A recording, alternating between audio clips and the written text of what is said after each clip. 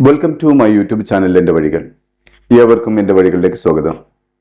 ഇനിയും എൻ്റെ channel subscribe ചെയ്യാത്തവർ സബ്സ്ക്രൈബ് ചെയ്യുക. എൻ്റെ വീഡിയോ ഇഷ്ടമായി ലൈക്ക് ചെയ്യുക. തുടർന്നും എൻ്റെ വീഡിയോകൾ കിട്ടുന്നതിന് വേണ്ടി ബെല്ലൈക്കൺ അമർത്തുക. തുടർച്ചയായ 4 ദിവസങ്ങളിൽ ഇസ്രായേലിന്റെ കനത്ത ആക്രമണമായിരുന്നു വെസ്റ്റ് ബാങ്കിൽ. വെസ്റ്റ് ബാങ്കിൽ ഹമാസിന്റെ പോരാളികൾ ചെറുത്തുനിൽപ്പ് നടത്തുമ്പോൾ ഫലസ്തീനികൾ കൂടുതൽ കൂട്ടപലായനം ചെയ്യുകയായിരുന്നു. ജനീനിൽ വെള്ളവും ഭക്ഷണവും വൈദ്യുതിയും ഇല്ലാതെ ആളുകൾ പ്രയാസപ്പെടുകയാണ്. ജനനിബിഡമായ അഭയാർത്ഥി ക്യാമ്പിൽ നാശം വിതയ്ക്കുകയാണ് ഇസ്രായേൽ സേന. ഡസൻ കണക്കിന് ഫലസ്തീനികളെയാണ് യാതൊരു കാരണവുമില്ലാതെ ഇസ്രായേൽ സേന അറസ്റ്റ് ചെയ്ത് കൊണ്ടുപോകുന്നത്. അതേസമയം ഫലസ്തീനി പോരാളികളുമായുള്ള ഏറ്റുമുട്ടലിൽ ഒരു ഇസ്രായേൽ സൈനികൻ കൊല്ലപ്പെടുകയും നിരവധി പേർക്ക് പരിക്കേൽക്കുകയും ചെയ്തു. പരിക്ക് പറ്റിയവരെയും കൊല്ലപ്പെട്ട സൈനികനെയും എയർലിഫ്റ്റ് ചെയ്ത് ഹൈഫയിലേക്ക് കൊണ്ടുപോയി. ഇസ്രായേൽ സേനയുടെ ആക്രമണവും ഉപരോധവും കാരണം ധാരാളം ഫലസ്തീനികളാണ് കയ്യിൽ കെട്ടിയ സാധനങ്ങളും എടുത്ത് വീടുകൾ ഉപേക്ഷിച്ചു പോകുന്നത്. വീടിന്റെ അകത്തളങ്ങളിൽ പതുങ്ങിയിരിക്കാൻ പോലും ഇസ്രായേൽ സേന അവസരം നൽകുന്നില്ല. അവർ വീടിന്റെ നാനാഭാഗങ്ങളിൽ നിന്ന് വെടി ഉതിർക്കുകയും ആളുകൾ ഭയം കൊണ്ട് വീട് വിട്ട് ജീവനം കൊണ്ട് ഓടിപ്പോവുകയും ചെയ്യുകയാണ്.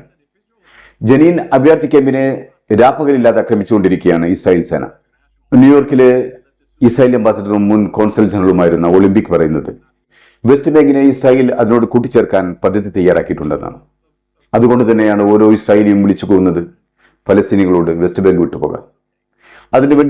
അതിനുവേണ്ടിയാണ് അവർ വീടുകൾ ആക്രമിക്കുന്നതും അവർക്ക് നേരെ നിറയൊഴിക്കുന്നതും. കിഴക്ക് ജോർദാൻ നദിയും പടിഞ്ഞാറ് മെഡിറ്ററേനിയൻ കടലും അതിനിടയിലുള്ള ഭൂപ്രദേശത്ത് താമസിക്കുന്ന 50% ജൂതരും 50% ഫലസ്തീനികളായ അറബികളും ചേർന്ന നാട്. ആകെ ജനസംഖ്യ 15 മില്യൺ. ജനസംഖ്യ അനുപാതം എന്തു തന്നെയായാലും അതിനെ മറികടന്നുകൊണ്ട് വെസ്റ്റ് ബാങ്കിനെ ഇസ്രായേലിനോട് കൂട്ടിച്ചേർക്കാനുള്ള ശ്രമം തന്നെയായിരുന്നു ഇസ്രായേലിൻ്റെത്.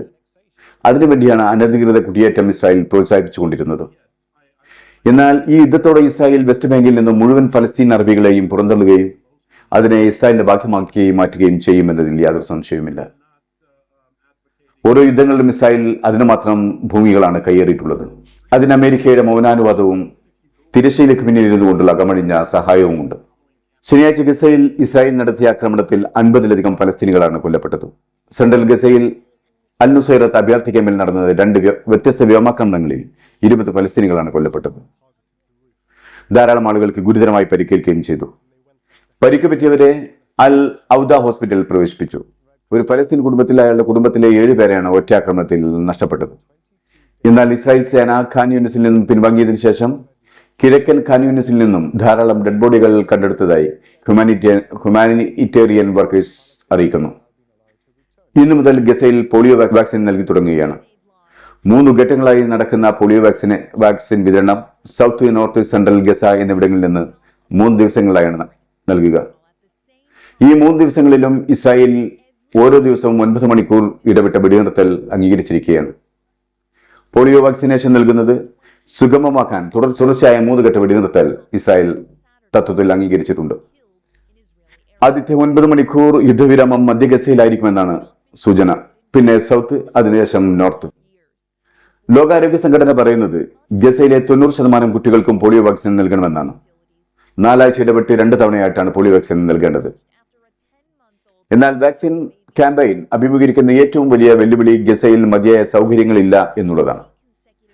കാരണം കഴിഞ്ഞ 11 മാസത്തെ ഇസ്രായേൽ ആക്രമണത്തിൽ ഗസയിലെ ഒട്ടുമിക്ക ആശുപത്രികളും റോഡുകളും ഇസ്രായേൽ തകർത്ത് കളഞ്ഞിരിക്കുന്നു. അതിനിടെ ഗസയിലെ അലാലി ബാപ്റ്റിസ്റ്റ് ഹോസ്പിറ്റലിൽ ഇസ്രായേൽ ബോംബിട്ട് തകർത്തു. ഇതാണ് ഇസ്രായേലികൾ. എത്ര ജനനിബിഡമായ ഹോസ്പിറ്റലാണ് ബാപ്റ്റിസ്റ്റ് ഹോസ്പിറ്റൽ. ആ ആശുപത്രിയാണ് ബോംബിട്ട് തകർത്തിരിക്കുന്നത്. ആശുപത്രിയോട് ചേർന്ന് ജനങ്ങൾ തിങ്ങിപ്പാർക്കുന്ന വീടുകളാണ്. മാത്രമല്ല, ഈ ദിവസം ഇസ്രായേലികളുടെ അനുമതിയോടുകൂടി ഇവിടെയെല്ലാം പോളിയോ വാക്സിൻ നൽകാൻ തീരുമാനിച്ചിരുന്നതുമാണ്. അവിടെയാണ് ബോംബിട്ട് നിരപരാധികളെ കൊല്ലുന്നത്. പുറത്തു നടക്കുന്ന ആക്രമണങ്ങളിൽ മരിച്ചവരെയും പരിക്കുപറ്റിയവരെയും ആദ്യം എത്തിക്കുന്നത് ആശുപത്രികളിലാണ്. ആശുപത്രികൾ തകർക്കുമ്പോൾ ഈ ജനങ്ങളെ, ഈ പരിക്കുപറ്റിയവരെ, ഈ രോഗികളെ എവിടേക്കാണ് കൊണ്ടുപോകുക? അതിനിടയിൽ പുറത്തു വന്ന മറ്റൊരു ഞെട്ടിക്കുന്ന വാർത്തയാണ് കൂടുതൽ ബന്ദികളുടെ ഡെഡ് ബോഡികൾ കണ്ടെത്തിയെന്നത്.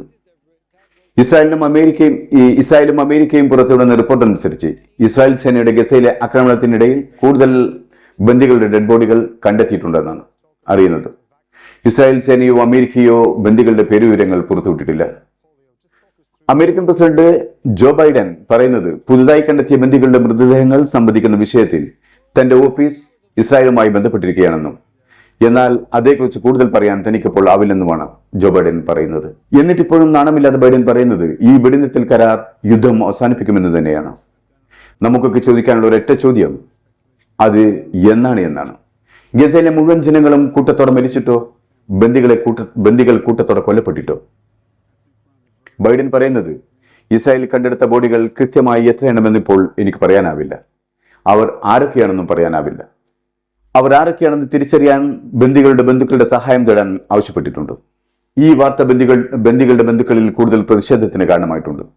ടെലവീവിൽ ആയിരക്കണക്കിന് പ്രതിഷേധക്കാരാണ് ഇസ്രായേൽ ഗവൺമെന്റിനോട് വെടിനിർത്തൽ കരാർ അംഗീകരിക്കാൻ ആവശ്യപ്പെട്ട് പ്രക്ഷോഭവുമായി മുന്നോട്ട് വന്നിട്ടുള്ളത്. നെതന്യാഹു തന്റെ രാഷ്ട്രീയ നേട്ടത്തിനു വേണ്ടിയാണ് വെടിനിർത്തൽ കരാർ അംഗീകരിക്കാത്തതെന്ന് വിളിച്ചു പറഞ്ഞ പലരെയും നെതന്യാഹുവിന്റെ പോലീസ് അറസ്റ്റ് ചെയ്തു.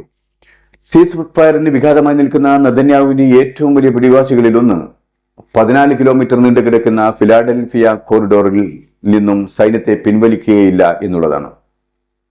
ഹമാസിന് ഒരിക്കലും അത് അംഗീകരിക്കാൻ സാധിക്കുകയുമില്ല.